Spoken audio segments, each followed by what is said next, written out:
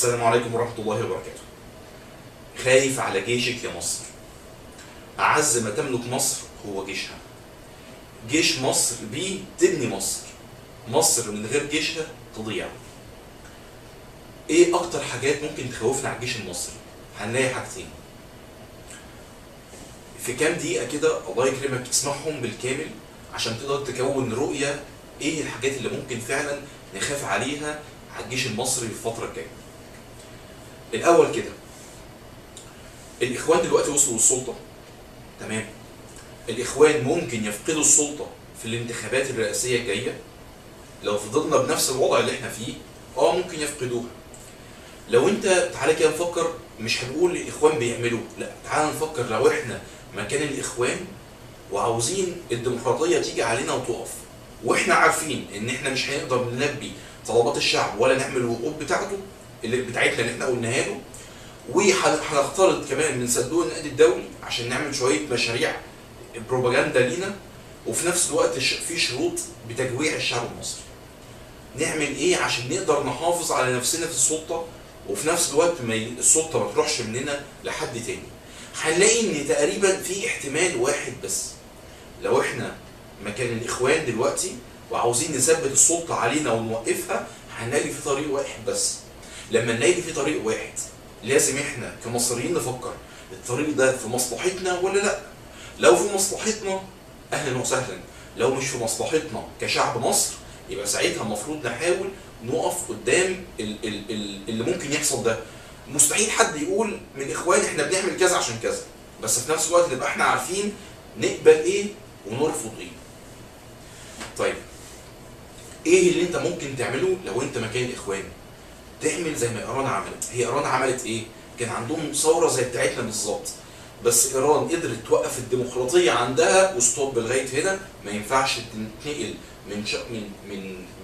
من السلطه الحاكمه في ايران لحد تاني مش على هوا شيعة ايران والطائفه الحاكمه في ايران. طب يعملوا ايه؟ يعملوا حاجه اسمها حرس ثوري. يعني ايه حرس ثوري؟ هي ميليشيات مسلحه بتاخد سلطه فوق سلطه الجيش الوطني، بتراقب قيادات الجيش الوطني.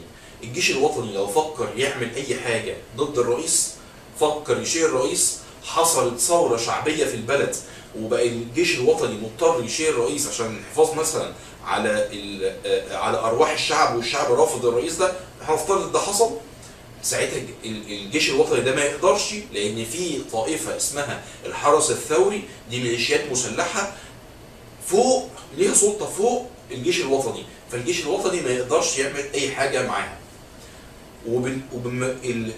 اللي هي الحرس الثوري ده لازم يكون ولاؤه رقم واحد للسلطه قبل ما يكون ولاؤه رقم واحد للشعب. طب انت لو في مصر لو انت مكان الاخوان تعمل حرس ثوري ازاي؟ لو انت ما عندكش اصلا بذره وناس ممرنه تمرين مسلح قوي تقدر تعتمد فيهم ان انت تخليهم تعملهم زي حرس ثوري وتحطهم فوق الجيش المصري عشان يضمنوا لك ان الجيش ده مستحيل مهما الشعب عمل، مهما الفقراء لو فقراء خرجوا يقول لك انت فين وعودك واحنا مش عاوزينك عشان انت عملت وعملت وعملت، يبقى ساعتها تلاقي اللي هي الحرس الثوري يمسك الجيش الوطني، اوعوا تعملوا اي حاجه، وساعتها يبقى سياسه الحديد والنار ضد الشعب. انا مش دلوقتي بقول ايه الصح وايه الغلط في موضوع الثورات، انا دلوقتي بقول لك تعال نفكر لو احنا مكان الاخوان احنا ممكن نتصرف ازاي عشان نقدر نتوقع ممكن حاجه تحصل ونقدر ازاي نقف قدامها. طيب دلوقتي تعمل ايه بقى لو انت مكانهم؟ هجيب مجموعات من بره. المجموعات اللي من بره دي ادخلها بطريقه ان الشعب المصري يكون قابل وجودها. المجموعات دي اديها سلطه فوق الجيش المصري واعمل بيها الحرس الثوري بتاعي. طبعا مين اللي ممكن اعمل بيه كده؟ اول حاجه الفكره دي مين عملها قبل كده؟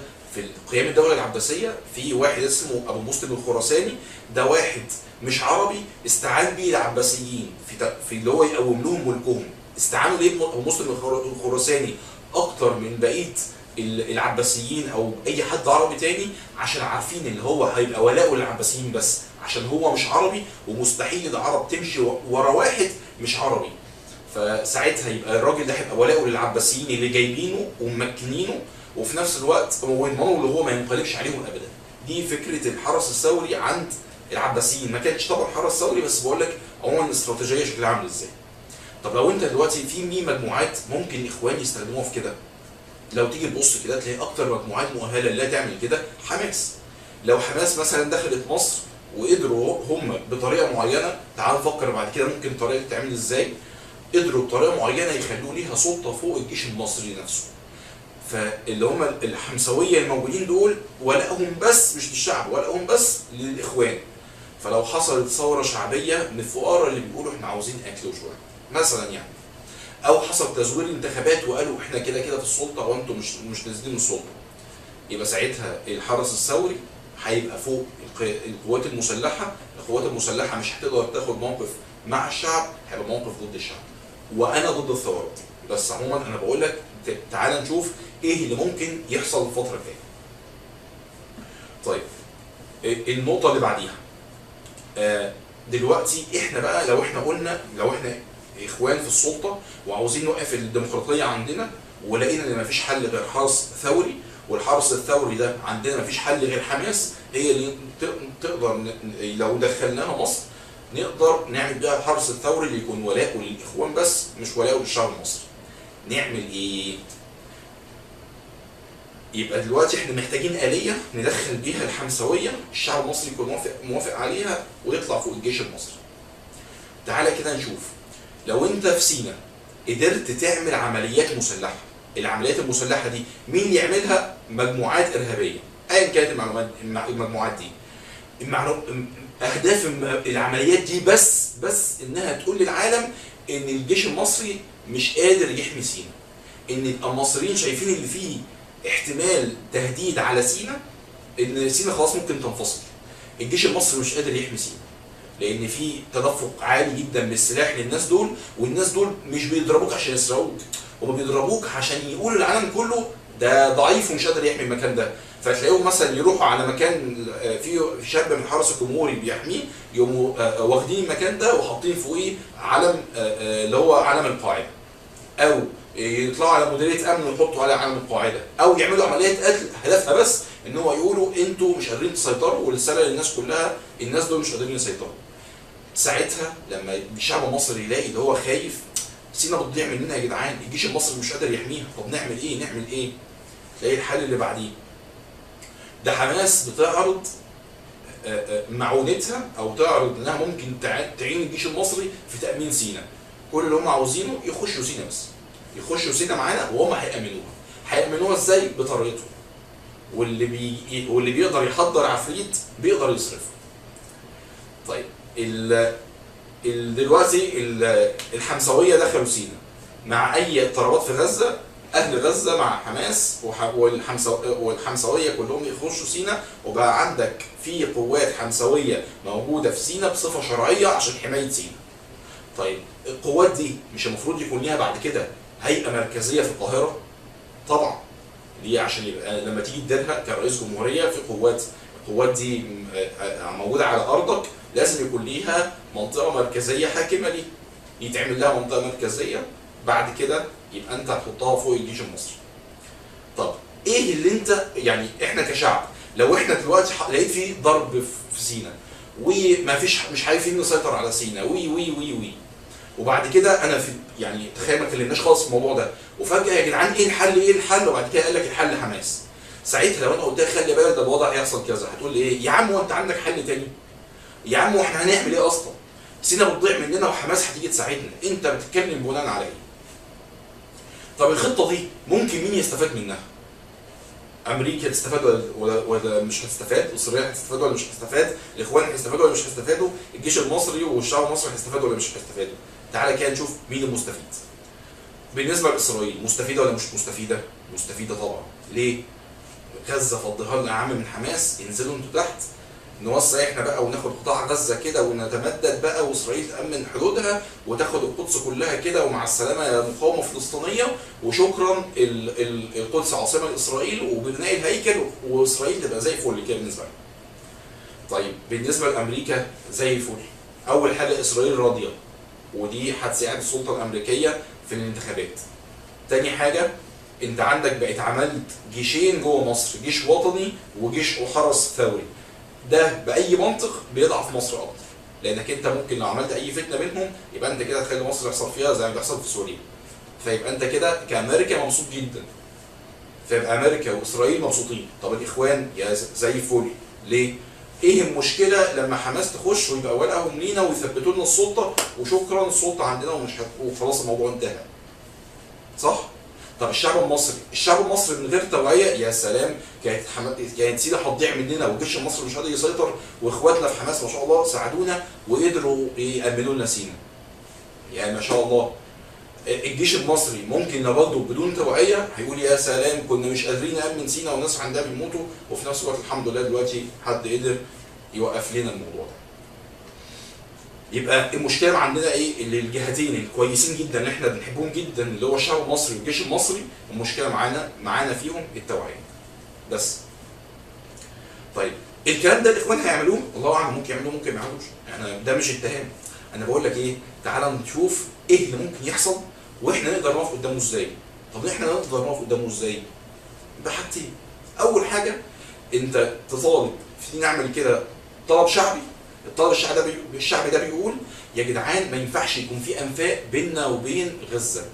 ليه؟ مش عشان احنا بنكره غزه خالص، عشان الانفاق دي بيقدر يتهرب منها اي سلاح احنا ما عندناش رقابه عليه، مش عارفين ايه اللي داخل ارض سيناء عن طريق الانفاق دي. فتفجير الانفاق دي وانهائها مهمه كبيره جدا. ما ينفعش ده بالظبط كانك فاتح باب بيتك او فاتح باب سرير في بيتك عشان حراميه يخشوا منه. حراميه او غير حراميه، انا مش بقول والله عليهم حراميه خالص، انا بس بقول لك انت دلوقتي حاجه انت مش شايف ايه اللي بيخش وايه اللي بيخرج.